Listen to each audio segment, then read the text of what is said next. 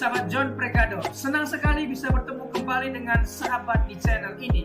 Terima kasih sahabat sudah setia mengikuti channel ini sampai hari ini. Saya berdoa kepada Tuhan, kiranya Tuhanlah yang membalas dan memberkati kita semua. Mari kita buka Alkitab kita saat ini dalam kitab Efesus pasal yang ke-6. Kitab Efesus pasal yang ke-6 ayat 10 sampai dengan ke-17.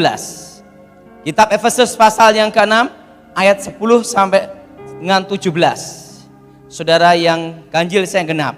Akhirnya hendaklah kamu kuat di dalam Tuhan, di dalam kekuatan kuasa-Nya.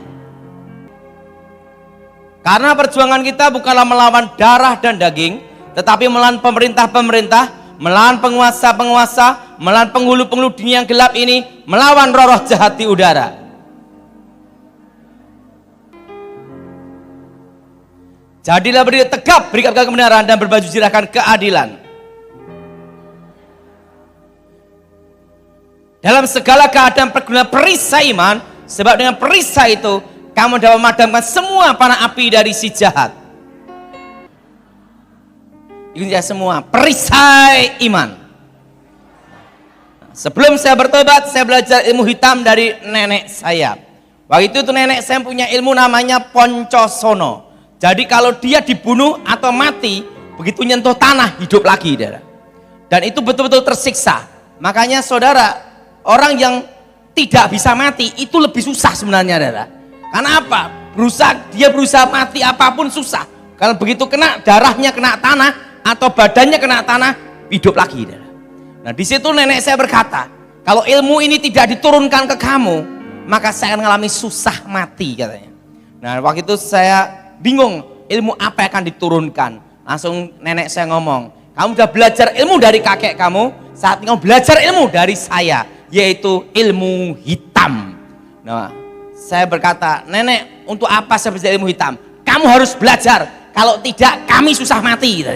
Nah, dia tunjukkan apa itu ilmu hitam. Langsung nenek saya baca mantra. Waktu dia ngomong, nyatukan pikiran, nyatukan hati. Dan ingat, kamu baca mantra. Ini mantranya. Nenek saya demokan, ada namanya itu kambing, dia baca mantra.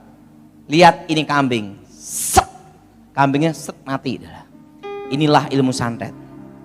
Dia baca mantra dan kekuatan hati, kekuatan pikiran, mantra diucapkan, dek, langsung itu jarum paku langsung berdiri gini, terangkat gini nih. Inilah santet. Dan nenek saya bunuh orang sampai dia lupa jumlahnya. Nah disitulah ditunjukkan berbagai kekuatan hitam sama nenek saya. Disitulah saya mempelajari dan mempraktekkannya secara otomatis. Tahu rahasia titik kelemahannya, bahwa semua kekuatan hitam, kekuatan mistik itu ada rahasia kelemahannya. Perlu saudara tahu bahwa orang yang suka tertawa, hati gembira, susah disantet.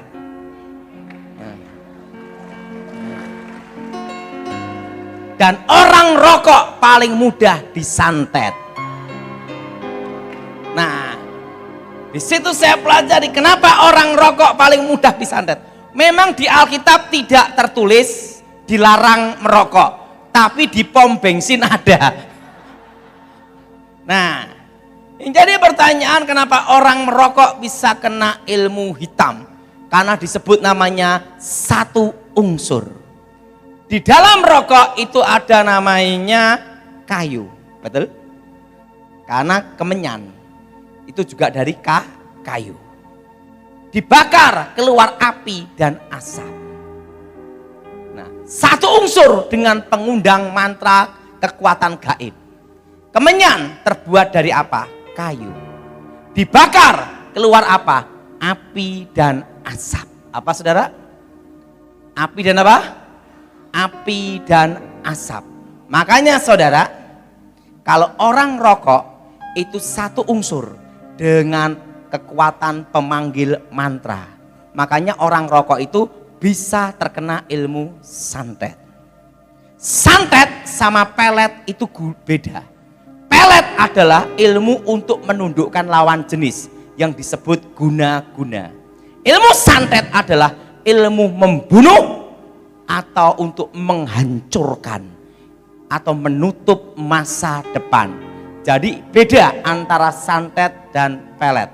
Jadi kalau saudara tidak mau kena santet, berhentilah merokok. Nah, masuk melalui apa? Hidung. Nah, bagaimana cirinya kalau ada kiriman ilmu santet? Itu ada cirinya semua. Nah, saudara, suatu kali saya dipanggil Danjen Kopassus, Komandan Jenderal Pasukan Khusus. Waktu itu saya diminta di Cijantung. Waktu itu dia tanya sama saya, Pak Daud, apakah ilmu hitam itu ada? Saya berkata, ada Jenderal. Kalau ilmu hitam itu ada, tunjukkan di depan saya. Kelengar enggak saudara? Kalau saya tunjukkan, berarti saya masih praktek ilmu hitam. Tetapi kalau saya tidak buktikan, dia ngomong, mana buktinya? Kalau kita ngomong sama sersan, sama jenderal itu beda. Apalagi ini jenderal pasukan khusus, saudara. Enggak sembarangan, ininya pinter, saudara. Jangan coba-coba main sulap, kan itu, saudara. Harus dibuktikan, saudara. Saya berdoa sama Tuhan, Tuhan, kali ini tolong saya untuk menghadapi ini gimana, saudara. Karena saya sudah tidak punya ilmu hitam lagi, enggak bisa mempraktekannya, saudara. Udah bertobat. Dan saya tidak mau mempraktekannya. Saya doa. Tiba-tiba ada suatu cahaya, kayak kilat. Saya doa dalam nama Yesus. Cahaya itu berubah menjadi paku. Waktu saya doa demi nama Yesus, pakunya terbang, berhenti tepat di dahi ini. Mendekat gini nih. Jenderalnya tanya gini, Pak, apa ini Pak? Sampai dia gini. Inilah santet. Pengirimnya siapa? Alamat ini, nama ini, posisi di sini. Kok bisa tahu Pak Daud? Bekas tukang santetnya. Nah, langsung dia ngomong, langsung saudara, dalam nama Yesus, jatuh. Langsung dia berkata, berarti ilmu hitam itu ada. Dan dia ngomong, Pak Daud diminta untuk menjaga presiden, kami harus mengujinya. Apakah Anda hanya omong kosong, apa betul-betul terbukti memang Anda yang terbaik. Karena tidak sembarangan untuk menjaga presiden, itu disaring semua, adalah langsung jatuh, berhenti gini, adalah. Dan itu tidak bisa saya lupakan seumur hidup. Artinya apa? Tuhan itu baik. Nah, semua pengiriman ilmu hitam itu pasti ada tanda, yaitu ledakan di atap rumah. Buar, kerutu-kerutu, seperti benda jatuh yang keras di atap rumah, tetapi tidak ada benda yang jatuh. Itu berarti ilmu santet untuk membunuh. Apa saudara? Ilmu santet untuk apa saudara? Membunuh atau membuat orang sakit parah. Nah, kalau bunyinya dep, seperti pasir yang menyebar, tetapi tidak ada pasirnya, itu sekitar jendela dan pintu utama, itu jenis ilmu hitam untuk bikin bangkrut orang. Untuk bikin apa saudara? Untuk bikin bangkrut orang, atau disebut mateni sandang pangan. Itu kalau seperti pasir yang menyebar. Kalau slengdor itu mercon. Jadi harus tahu itu bunyinya gimana. Dan itu semua kekuatan mistik, kekuatan gaib selalu dikirim pada waktu malam Jumat. Nah, semua puncak ritual kekuatan mistik, kekuatan gaib, semua selalu bicara hari Jumat dan malam Jumat. Bukan hanya di Indonesia, tapi seluruh dunia. Kenapa? Yang disebut hari ketujuh, Sabat Yahudi, itu adalah hari Sabtu. Hari Minggu adalah hari pertama. Betul? Nah, jadi hari yang ke-6 adalah hari Jumat. Dan ingat, hari yang ke-6 Tuhan menciptakan manusia segambar, serupa dengan Tuhan. Ngomong sebelahnya, kamu bukan monyet. Tuhan menciptakan kita segambar. Apa saudara? Segambar, serupa. Apa saudara? Dan hari yang ke-6 pula Tuhan berfirman. Ini bicara tentang berkat masa depan. Beranak cuculah, kuasai bumi. Lawan dari Tuhan adalah setan.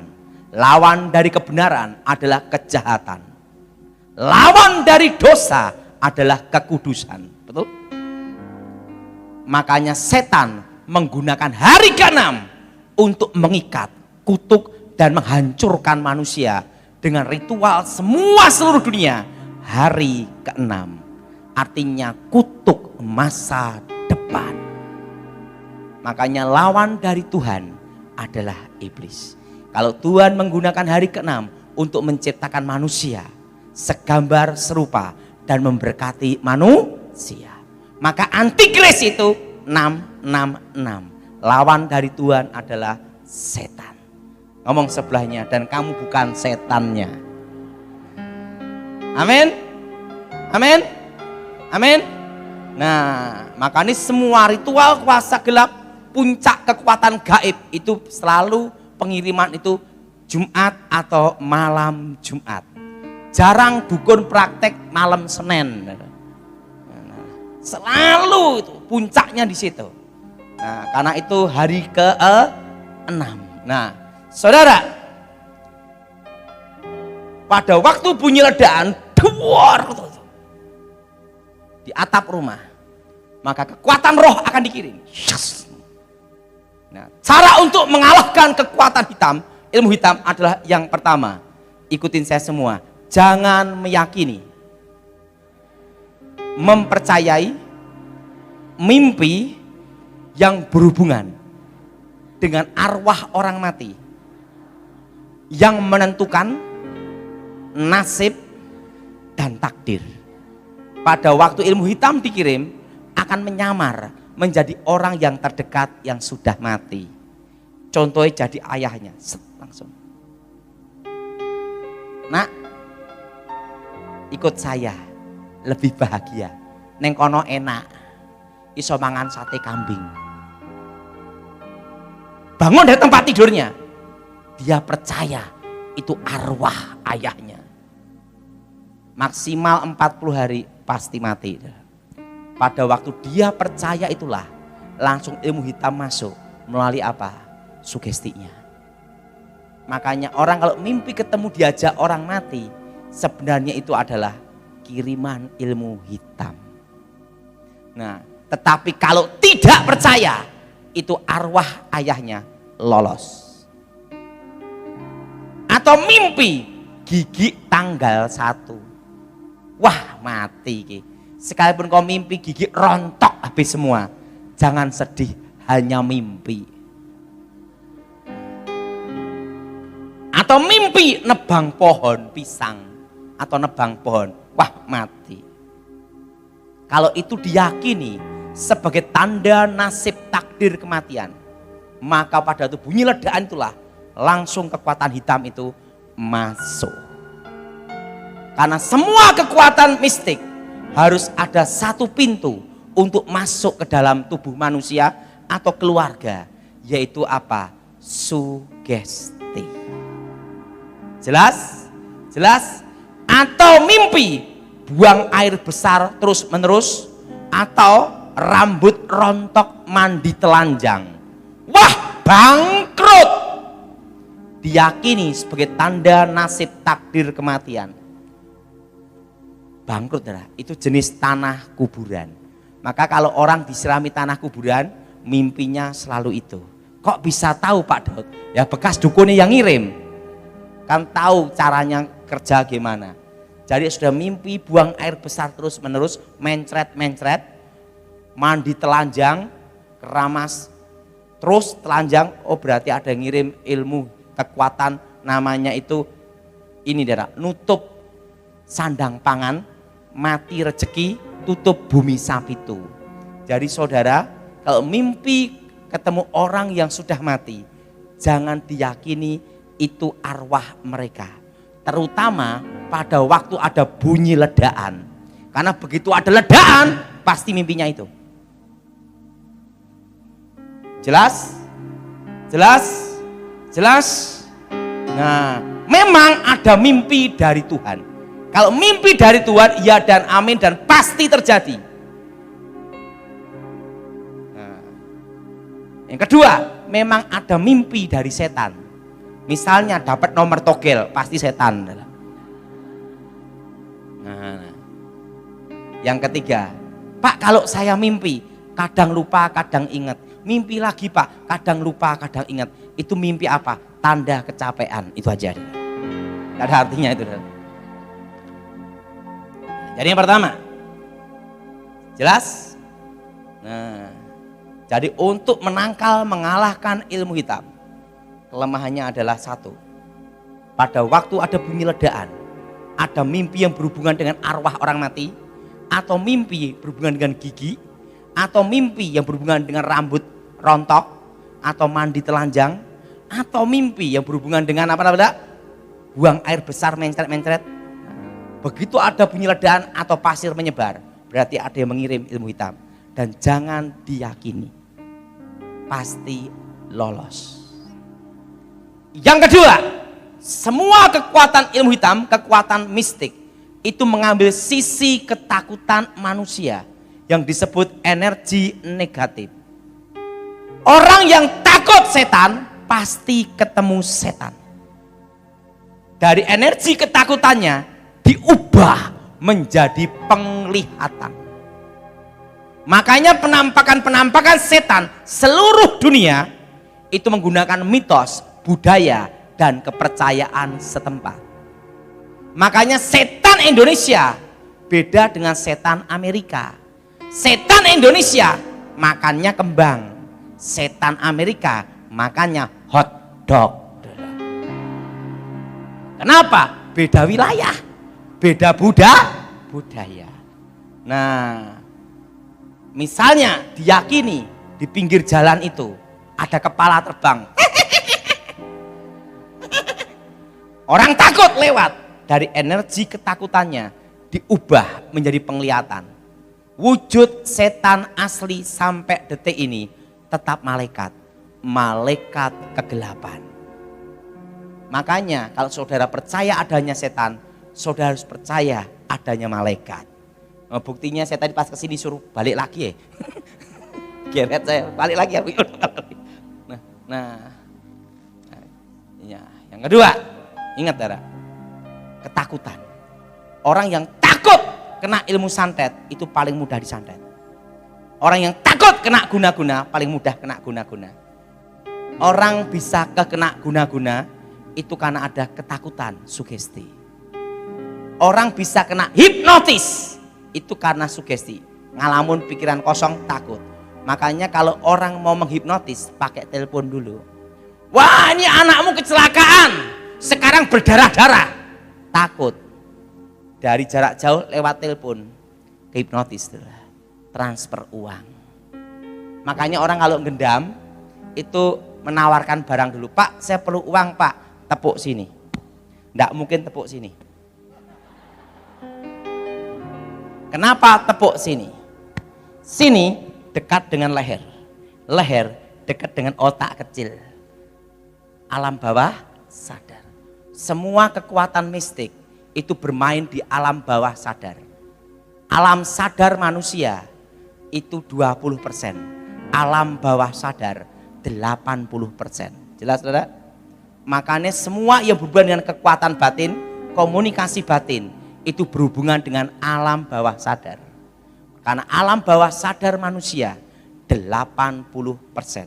Dan masuk melalui pintu namanya sugesti. Jelas? Namanya apa saudara? Namanya apa? Sugesti. Nah, maka Alkitab berkata jangan takut. Nah, orang kalau gendam tepuk sini.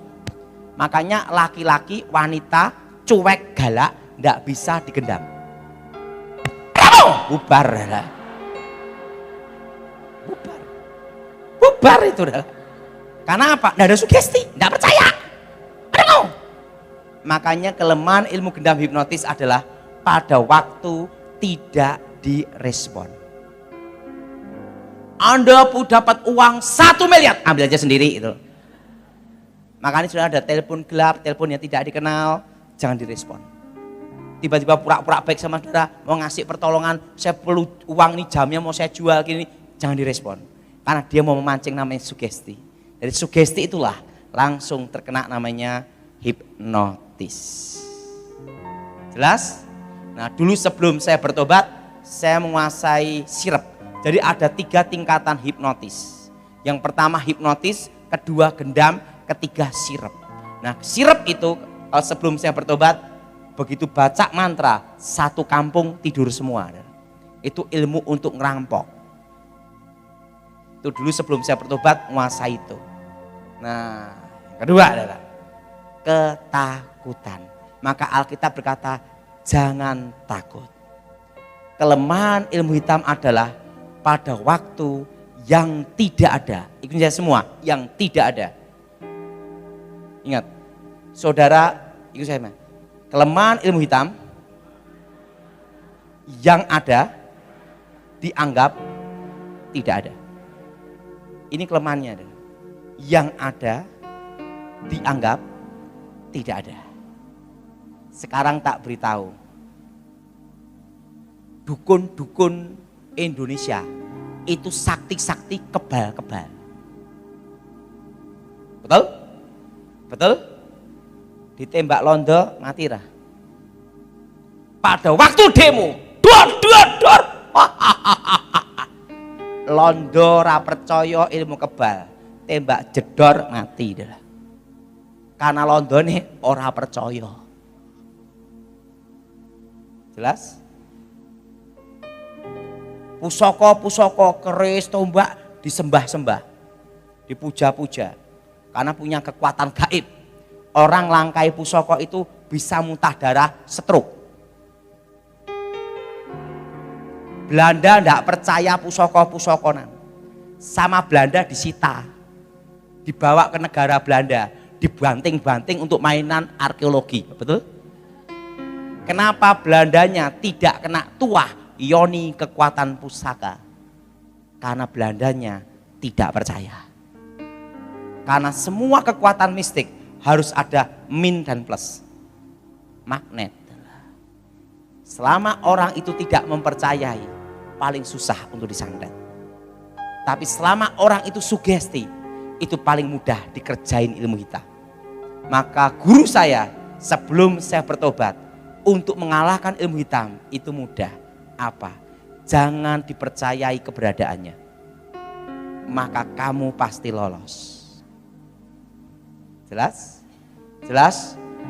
Suatu kali saya tanya sama guru saya, guru, saya tanya, nenek kan sakti mandraguna, santet, kenapa tidak nyantet aja Belanda supaya mati? Nenek saya ngomong, Londone kafir, susah disantet. Langsung kakek saya jelasin, ada satu kekuatan yang melindungi mereka. Ingat, setiap kali perang Belanda selalu bawa pendeta.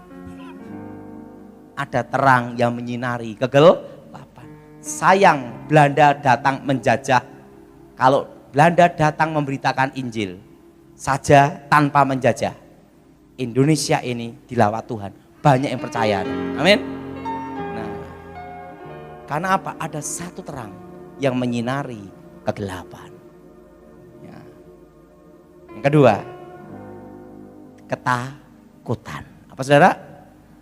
Jadi supaya tidak kena ilmu hitam, jangan mempercayai engkau dikerjain ilmu hitam terus. Engkau harus percaya kuasa Yesus menyertaimu. Roh yang ada di dalam diri kamu lebih besar. Amin. Amin. Nah, ini semua sisi ketakutan.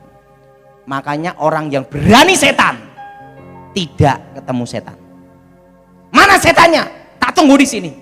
Sekalipun di rumah angker pun dia tidak lihat setan. Kenapa?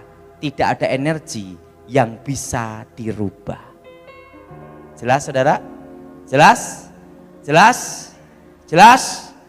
Ingat, maka Alkitab berkata, jangan takut dan gentar. Amin. Perisai iman. Ketiga, orang akar pahit, kecewa, dendam itu paling mudah kena ilmu hitam. Akar pahit, kecewa, dendam paling mudah kena ilmu hitam. Kenapa? Orang kalau kecewa, akar pahit, dendam, hatinya itu panas. Betul? Betul? Satu unsur dengan namanya api kegelapan. Dipercaya jin, setan, peri-perayangan tercipta dari unsur api. Maka neraka itu full api, bukan full AC. Tapi ingat, Tuhan tidak pernah menciptakan setan. Karena segala awal yang diciptakan Tuhan itu baik. Tuhan menciptakan malaikat, sepertiga malaikat jatuh ke dalam dosa, jadilah setan. Jadi yang disebut setan itu bukan arwah orang mati gentayangan, bukan. Tapi sepertiga malaikat yang jatuh ke dalam dosa. Tetapi dalam penampakannya menggunakan sisi mitos, budaya, kepercayaan, sugesti setempat. Jelas, saudara? Dan jumlah setan lebih banyak melebihi jumlah manusia. Nah, api kegelapan. Makanya kalau orang kecewa, orang dendam, akar pahit, itu paling mudah kena guna-guna. Paling mudah kena ilmu santet. Jelas, saudara? Yesus berkata, kalau kamu mengampuni, Bapamu pun mengampuni. Kalau kamu tidak mengampuni, Bapamu pun tidak mengampuni. Pengampunan adalah kunci pemulihan. Amin. Sebenarnya kalau engkau kecewa, dendam, akar pahit, yang rugi engkau. Kenapa? Yang membuat engkau kecewa, tambah gemuk, engkau cepat mati. Betul? Ini semua pengampunan. Ini semua pengampunan. Kunci pemulihan. Makanya rahasia kelemahan ilmu guna-guna adalah pada waktu seseorang mengampuni, tidak ada dendam dan tidak ada kecewa, kekuatan itu netral, tidak berfungsi. Nah, jadi ingat saudara, orang yang hatinya tidak menyimpan dendam, tidak menyimpan kecewa, sekalipun dikirim ilmu santet hebat apapun, tidak bisa kena. Karena tidak satu unsur. Jelas? Jelas? Tidak apa saudara? Tidak satu karena semua ilmu hitam harus ada min plus dan satu unsur. Nah, tanpa dendam, tanpa kecewa, tanpa akar pahit, tidak bisa dikirim. Karena itu adalah sebelum saya bertobat namanya hukum alam. Garis takdir. Nah, setelah saya bertobat saya baru mengerti hukum apa? Kasih. Pengampunan. Ingat, keluarga harmonis tidak bisa terkena ilmu hitam. Yang bisa terkena ilmu hitam adalah dari keluarga broken home. Suami istri ribut terus, orang tua anak ribut terus. Itu paling mudah kena ilmu hitam. Kalau suami istri saling mencintai, saling mengampuni, yang disebut namanya kekuatan cinta, itu tidak bisa dikirim ilmu hitam. Itulah cinta, cerita indah namun tanpa akhir. Amin. Nah, yang ketiga, pengampunan dan kekuatan cinta. Apa saudara? Makanya pada waktu sebelum saya bertobat, saya punya ilmu kebal sehebat apapun. Tetapi yang bisa motong rambut saya adalah ibu yang melahirkan. Kenapa? Karena ibulah yang mencintai saya. Sehingga bisa memutuskan kekuatan mistik itu. Rambutnya dipotong bisa. Orang sekebal sehebat apapun akan terkena titik kelemahannya.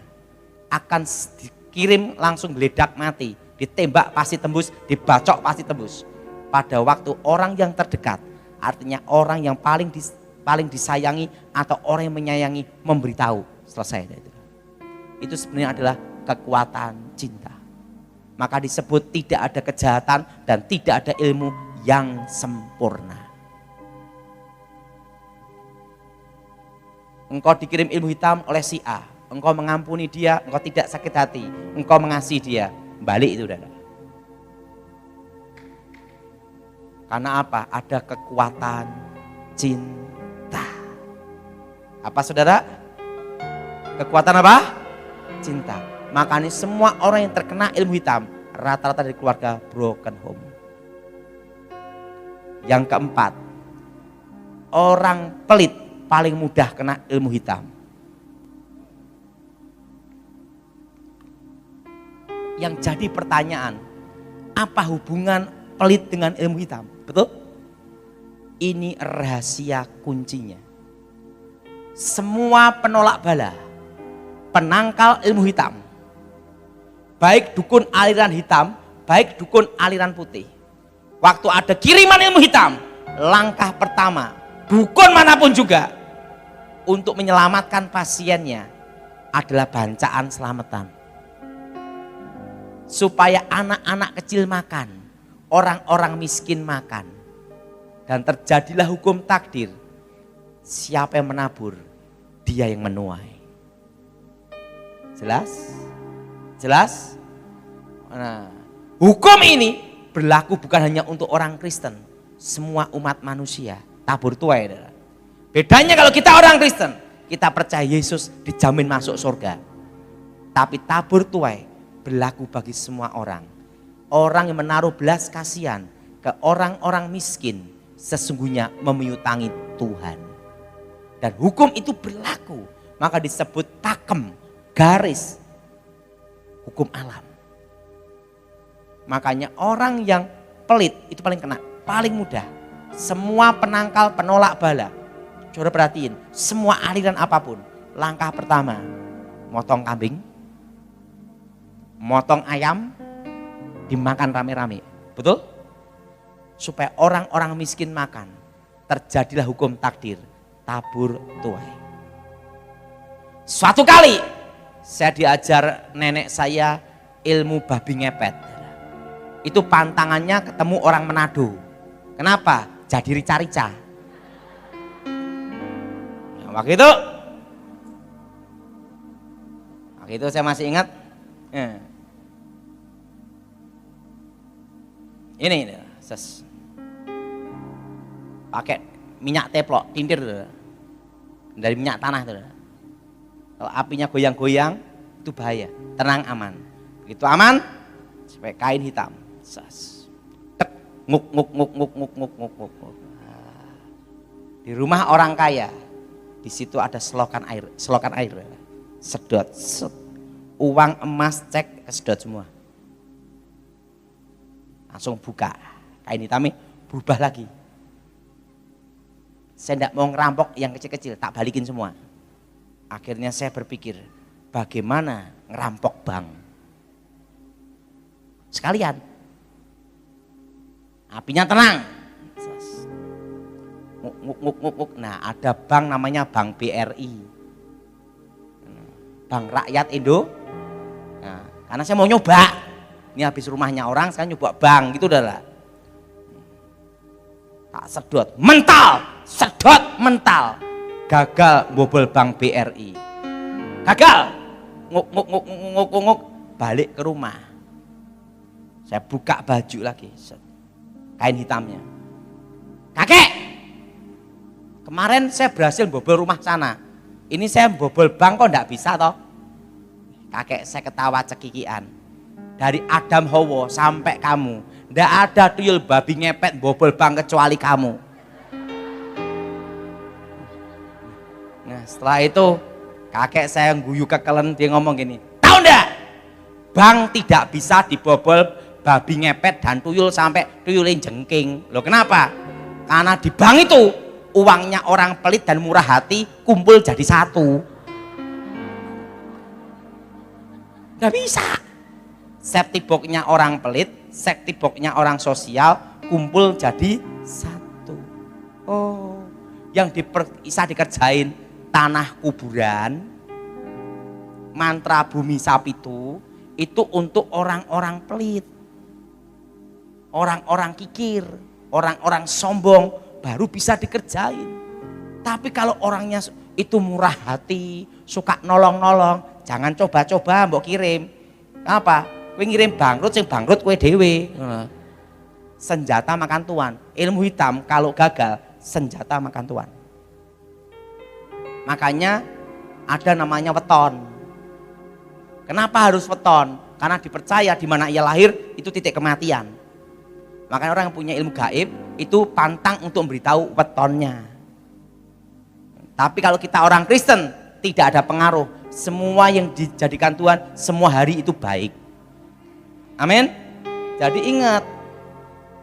Nah, makanya saudara, orang kalau pelit paling mudah kena. Yang rata-rata kena itu orang pelit semua.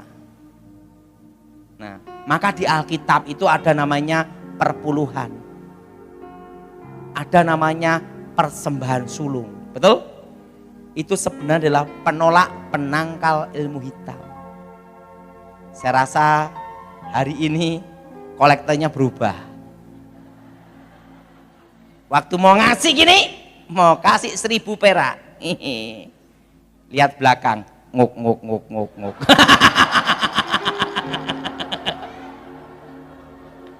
Dibobol entek we. Itu garis takdir. Makanya yang bisa kena kekuatan gaib, kekuatan mistik, itu hanya orang-orang pelit. Coba orang yang suka nolong, suka memberi, sejago dukun apapun, suruh nyoba, enggak mungkin bisa. Sejago apapun. Maka ada istilah, Tuhan tidak pernah tidur. Ada suatu garis di sini yang digariskan. Jadi ini berlaku bagi semua umat manusia. Jelas? Jelas? Bedanya kalau kita orang Kristen, yaitu yang kelima, ada Roh Kudus, ada terang yang menyinari kegelapan. Ada jaminan keselamatan di dalam Yesus Kristus. Amin. Nah, jadi ingat, kalau engkau tidak mau kena ilmu hitam, mulai hari ini engkau harus ada perpuluhan, ada persembahan sulung. Nah, saya bukannya dikasih tahu Pak Pendeta, enggak dikasih tahu. Kenapa? Ini bukti adalah, kalau saudara enggak percaya, coba aja. Orang yang suka nolong, suka memberi, kau ngirim sejago tukang santet, pasti gagal. Sing nyantet sing mati dewe. Karena itu ada garisnya di situ. Maka disebut pakem. Artinya pakem itu apa? Suatu garis yang tidak boleh dilawan. Tidak boleh dilangkai. Seorang dukun hebat apapun, kalau dia ngelangkai garis itu, senjata makan tuan. Dia bikin mati sendiri. Makanya kalau ada orang kena ilmu santet, langkah seorang dukun yang pertama adalah satu, bancaan selamatan. Supaya orang-orang miskin ini makan. Supaya ada hukum takdir di sini. Orang yang menaruh belas kasihan ke orang-orang miskin sesungguhnya memiutangi Tuhan. Ingat, iblis, setan tahu Alkitab. Bahkan lebih hafal daripada pendeta. Betul? Betul? Dia tahu itu. Makanya dukun itu gunakan itu. Itu langkahnya. Yang kelima, kalau kita hidup dalam Tuhan, roh yang ada dalam diri kita lebih besar, terang yang menyinari dan ada jaminan keselamatan. Nah, saudara, saya masih ingat pada waktu ayah saya sebelum meninggal. Makanya saya kasih tahu, Firdaus itu ada. Surga dan Firdaus itu beda. Firdaus adalah bagian dari surga. Surga saat ini tidak ada orang mati. Yang ada adalah malaikat dan Tuhan. Tapi Firdaus tempat orang-orang yang mati dalam Tuhan untuk menunggu hari pembagian mahkota. Suatu kali Tuhan bicara sama saya, Daud, siapkan tanah kuburan untuk ayah kamu. Itu 2 minggu sebelum ayah saya meninggal. Saya ngomong sama adik saya Yohan, Han, kita akan delingan Karanganyar untuk cari tanah kuburan. Untuk siapa Daud? Untuk papa. Papa memang mati toh? Yo. Papa saya sehat, enggak sakit. Begitu, saya ke rumah papa saya. Pak, Daud, kamu kemana? Cari tanah kuburan. Untuk siapa Pak? Untuk papa. Loh, aku memang mati toh Daud? Iya. Papa saya itu percaya Yesus, tapi mulutnya belum bertobat. Dia maki-maki pembantu, maki-maki mama saya, semua dimaki-maki. Maka disebut babah kresek, selalu kresek bunyi terus. Ngomel, terus itu kebun binatang semua. Tapi hari itu langsung berubah. Baik-baikin mama saya, baik-baikin pembantu.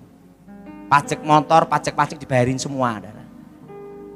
Setelah itu dia setrika bajunya dia semua dan menyiapkan makanan untuk mama saya dan pembantu-pembantu untuk stok. Siapin semua. Saat itu nyetrika baju yang mau dipakai untuk penguburannya dia. Dan apa yang terjadi? Waktu saya khotbah di Jakarta. Saya ke Surabaya. Waktu itu untuk khotbah di tempatnya Pak Irman Santoso. Saya dijemput Pak Bambang, jemaatnya Pak Irman. Begitu saya tiba bandara Surabaya, Tuhan bicara, Daud, ada apa Tuhan? Hari ini ayahmu kupanggil pulang. Batasnya jam 10 malam. Sebelum jam 10 malam, engkau beritahu keluarga dan engkau boleh berdoa. Dan beritahu teman-temanmu. Hah? Saya ngomong sama Pak Bambang, Bambang, ada apa nih? Ayah saya mau meninggal, nanti ngelayat datang ya. Ya gini. Loh, Pak Daud, papamu sakit tak? Enggak. Saya telepon mama saya. Mama di mana? Ini sama papa baru makan bakso. Jadi papa saya tuh makan bakso, saudara. Ada apa? Ini malam ini batasnya jam 10, papa mau dipanggil Tuhan. Hah? Apa Daud mati? Iya. Jadi dia, mama saya, papa saya makan bakso, mama saya gini. Bentar lagi mati. Adik saya, kakak saya tak telepon semua. Teman-teman tak telepon semua. Jadi sebelum ini dipanggil tak telepon semua. Nanti datang ya. Ini batasnya jam 10 sebabnya. Sehat. Dan apa yang terjadi? Hanya mencret aja. Pagi saya itu pergi saya makan bakso. Mama saya jam 8 malam serangan jantung. Tek. Jam 9 saya doa, Tuhan beri aku kesempatan untuk terakhir kalinya aku melihat papa saya. Tuhan tidak jawab. Karena apa? Saya ingin, kan waktu jam 9 ke Solo, wah enggak cukup. Saya doa lagi, Tuhan beri waktu. Saya telepon, papa gimana? Di ruang ICU ini. Jam 9.30 malam saya berdoa, Tuhan kehendak-Mu yang jadi. Waktu saya berkata menyembah jam 9.30 malam saya doa menyembah Tuhan, Tuhan bicara.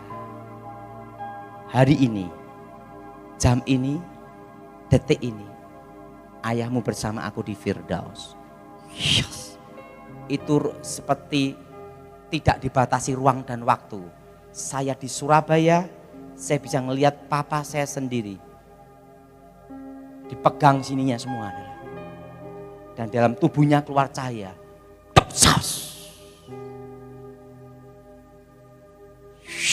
Naik ke atas. Ada pintu. Pintunya terbuka. Pintunya emas.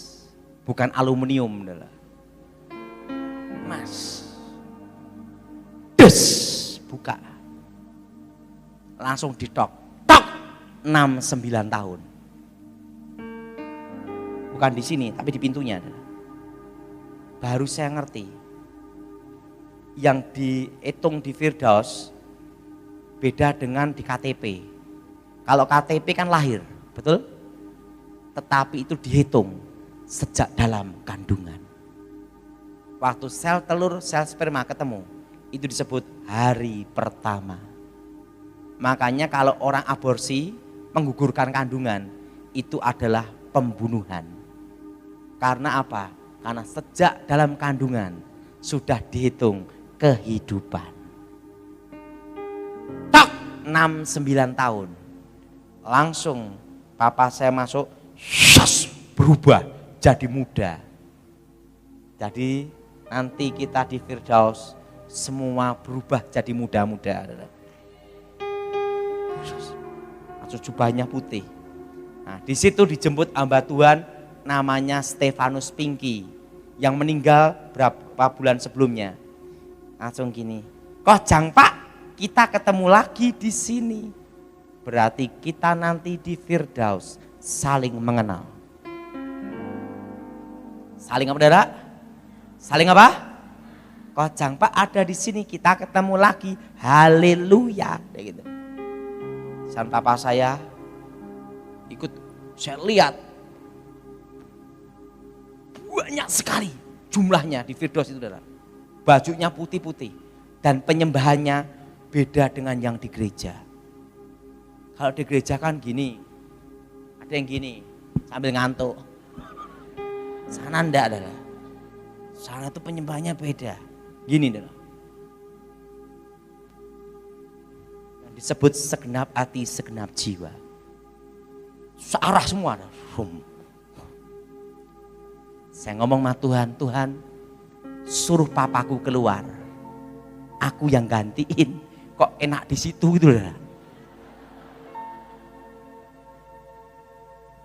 Papa saya gini, aku ada di sini ya. Gitu.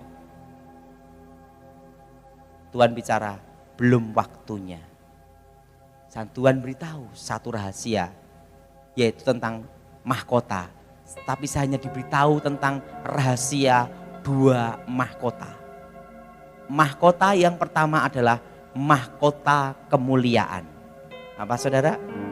Mahkota apa? Mahkota kemuliaan itu adalah mahkota utama. Jadi kalau orang yang percaya Yesus mempertahankan iman, mati dibunuh, martir. Itu mahkota nomor 1. Dan pemberitaan Injil. Injil itu diberitakan, orang itu percaya atau tidak. Itu juga bagian dari mahkota kemuliaan. Jelas? Jelas? Jelas? Nah, termasuk saya bertobat dalam pelayanan Pendeta Gilbert. Dalam pelayanan saya banyak yang bertobat. Itu bagian saya Gilbert dapat semua.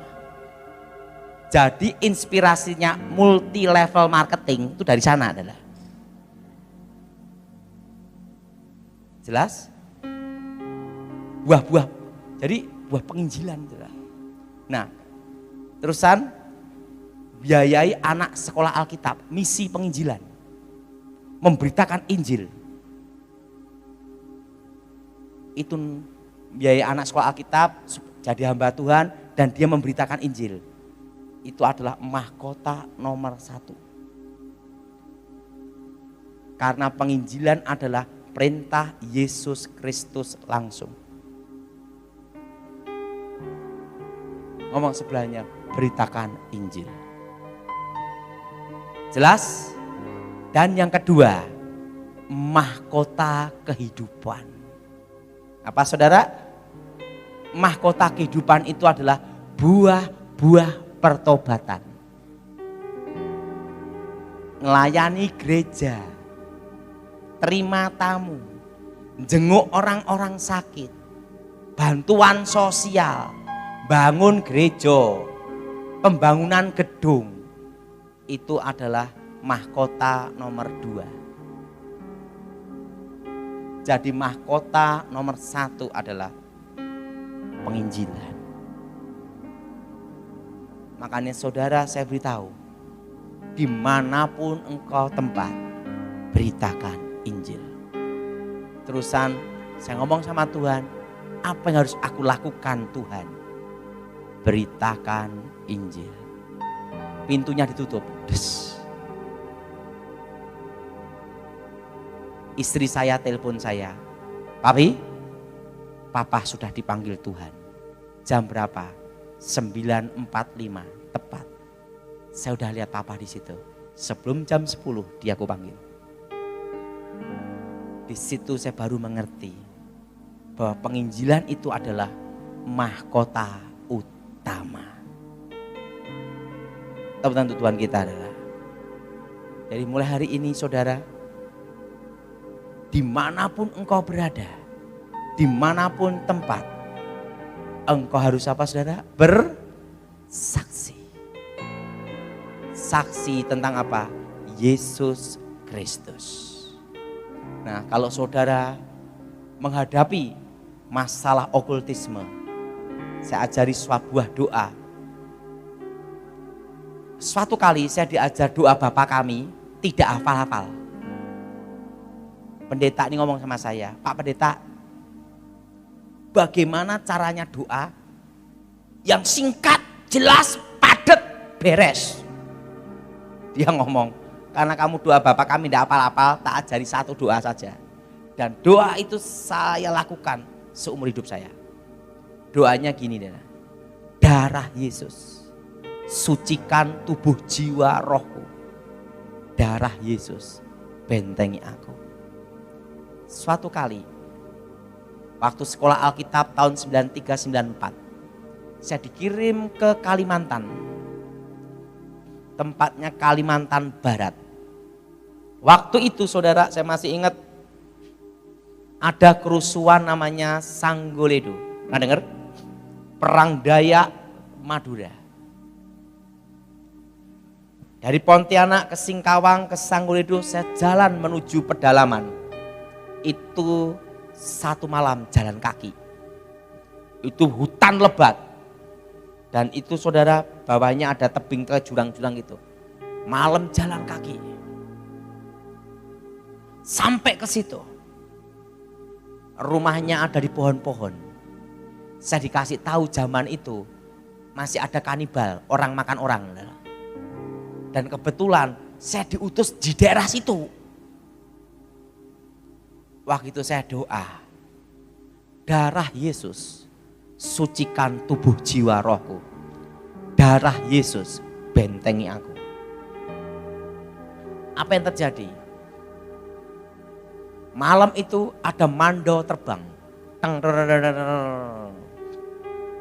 Saya masih ingat, sebelum saya tidur, saya kasih minyak urapan dulu. Itu pentingnya minyak urapan. Saya doa, darah Yesus sucikan minyak ini menjadi minyak yang kudus, benteng yang maha kudus. Minyak urapan itu untuk apa? Sebagai tanda milik Tuhan. Apa saudara? Apa saudara? Sebagai apa? Sebagai tanda milik apa? Milik Tuhan. Setiap pintu-pintu di tempat saya tidur saya olesi minyak sama jendela. Mando itu terbang di sekitar situ terus, tidak bisa masuk. Saya doa dalam nama Yesus, mandonya jatuh. Paginya datang anak muda. Gimana ilmu Dayak? Wah, itu mainan saya waktu SD. Dan apa yang terjadi? Siangnya kebaktian. Itu rumahnya dari model kayu-kayu gitu saudara. Saya masih ingat itu. Jemaatnya hanya 1 orang tok. Jadi saya mimpin pujian, saya yang khotbah, dan saya ngadain kantong kolektor. Dari saya kembali ke saya. Dan kolektornya berapa saya tahu. Hanya 2 orang gini-gini. Udah susah lagi. Malamnya dikirim guci-guci terbang. Makanya minyak urapan itu oleskan di setiap pintu. Sebagai tanda itu milik apa? Tuhan. Nah, mandonya terbang. Saya doa dalam nama Yesus, jatuh. Saya sampai sekarang ngajarkan anak saya doa itu. Darah Yesus, sucikan tubuh jiwa rohku. Kenapa roh? Kadang dalam hidup kita ada kecemaran, betul? Dan perlu disucikan dengan darah Yesus. Guci-guci, saya doa, dalam Yesus, jatuh. Hari Minggunya kebaktian. Tiba-tiba, gitu. Nah saya kira itu kebaktian, enggak taunya mau perang. Mangkok merah berjalan, artinya perang. Kepala adat, kepala suku, masuk ke tempat kebaktian. Waduh, enggak taunya dia mau nantang saya bertarung. Waktu itu saya baru bertobat, kamu jual saya beli, kan gitu dah. Tapi saya kan dalam pertarungan ilmu tidak boleh saling menyentuh. Langsung kepala adat, kepala suku tatap saya. Kami ngomong ilmu Dayak seperti ini, ya kan? Dia tantang saya. Saya ngomong, memang saya dulu belajar kok, gitu. Saya sudah bertobat. Dia tatap saya. Waktu itu saya doa apa? Darah Yesus, hancurkan mantra. Karena ini tak apalnya hanya itu toh. Darah Yesus hancurkan kutuk. Segala roh jahat keluar. Waktu dia tatap saya tatap dia. Saya ngomong darah Yesus. Kepala suku, kepala adat jatuh semua. Adalah. Begitu jatuh, satu kampung gini semua. Adalah. Bertobat sampai sekarang. Itu pada waktu Injil masuk Kalimantan Barat. Tahun 93-94. Langsung dari pendeta sidang jemaat Allah. Namanya pendeta Matius Mau. Itu setiap hari baptis orang sampai gini terus saudara. Karena berdatangan terus saudara. Mau baptis. Karena dulu kan mereka punya kepercayaan. Bukan Kristen, bukan Katolik. Ada kepercayaan lain lagi saudara. Mereka datang dibaptis. Dan itu dari kampung 1, kampung 2, kampung 3. Sampai daerah mendekati Songkung atas. Itu waktu Injil masuk Kalimantan. Dan waktu itu saudara, di situ saya disuruh balik lagi ke Solo, nanti ke sekolah lagi. Di situ saya baru mengerti, doa itu harus kita yakini dan percaya. Ada kuasa di dalam nama Yesus, kuasa darah Yesus. Makanya saya selalu ajarkan anak saya, istri saya, pokok mau apapun doa. Doa dulu, ikutin saya semua, darah Yesus. Darah Yesus. Sucikan tubuh, jiwa, rohku. Amin. Nah, tadi pagi itu saya tuh waktu mau ke sini, saya lihat ada malaikat saudara di sini sama di sini. Tadi pagi. Nah, dari tempat ini diberkati Tuhan. Nah, yang kedua, waktu saya mau khotbah tadi, disuruh turun lagi. Ya saya ngikut aja, suruh turun aja. Ngapain ngelawan kan gitu dah. Suruh turun aja. Jalan, tek, baru sampai situ. Dipegang ini. Turun dulu, ya turun dulu. Nah, tapi di situ saya lihat di tempat ini memang ada penyembahan sehingga diberkati Tuhan. Di mana tempat penyembahan Tuhan bertahta di atas pujian. Nah, dan malaikat Tuhan ada di tempat itu. Mari kita bangkit berdiri saat ini.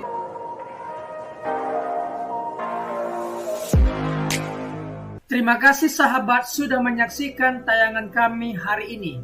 Saya percaya kita pasti diberkati. Apabila kita diberkati dengan tayangan hari ini, marilah kita dengan murah hati share video ini kepada teman-teman kita yang lain agar mereka juga diberkati. Firman Tuhan mengatakan diberkati untuk memberkati sehingga nama Tuhan dipermuliakan dan namanya diagungkan. Sahabat, banyak sekali pelajaran yang kita bisa ambil dari tayangan hari ini.